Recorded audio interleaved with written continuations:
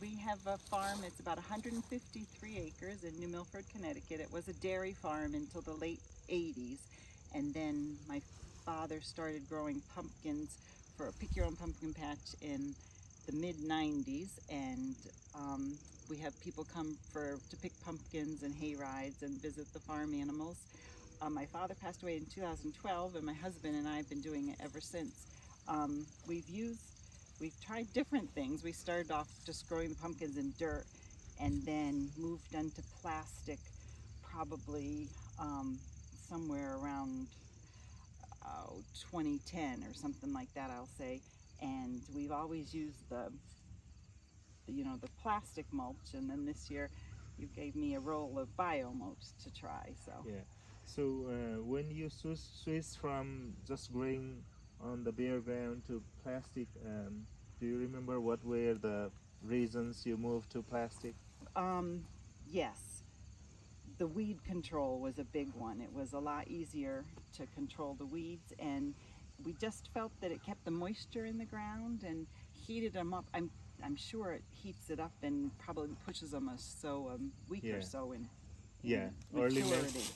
Weed control early. Yeah, but it was basically weed control. We have a friend that had we put it down with a mulch layer. That goes down really nice. My husband pretty much can do it by himself.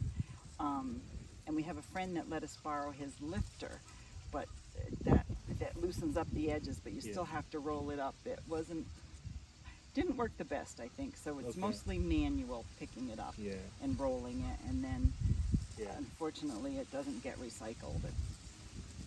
And it's probably worth noting that there is no drip tip underneath, because the plastic saves the moisture, conserves the moisture, and because of the high amount of clay in the soil, you don't need to have irrigation underneath. So. Correct. Yes. So you tried a row of biodegradable plastic molds, Bio 360 in particular this year. Yep. In terms of weed control and crop growth, did you see any difference between the regular plastic molds and the bio molds? No, the weed control was the same, very good, and it held up really well all season, except for deer walking across it. Yeah. And the crop growth was fine. It was next to a different variety, so it was a little hard to tell. This was a mini pumpkin, and then those were the large pumpkins. So I think the leaves and the vines were just naturally bigger, but it did just fine. I got a good crop off of it. Yeah. Awesome. Would you consider using or trialing more of it in the coming years, or are you still happy with this?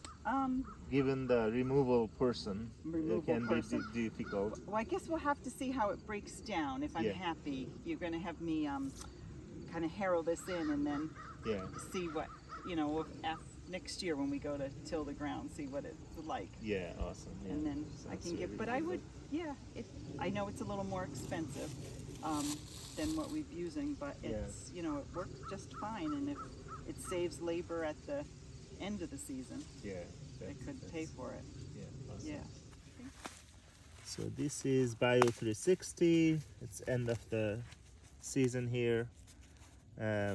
After the crop is harvested, it's gonna be tilled into the soil, and from our research we see that it's gonna be biodegraded in a couple of years.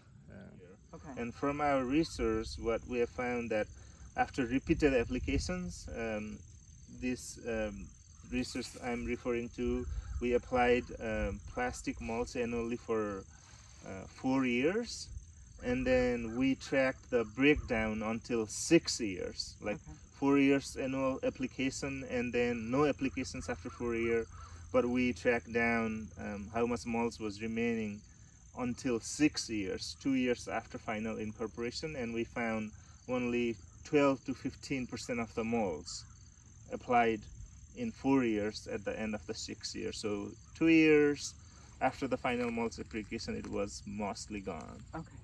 All right. Thank you. So, and that's what other farmers are like. That is in concur with most of the farmers in the region. Yeah. Okay.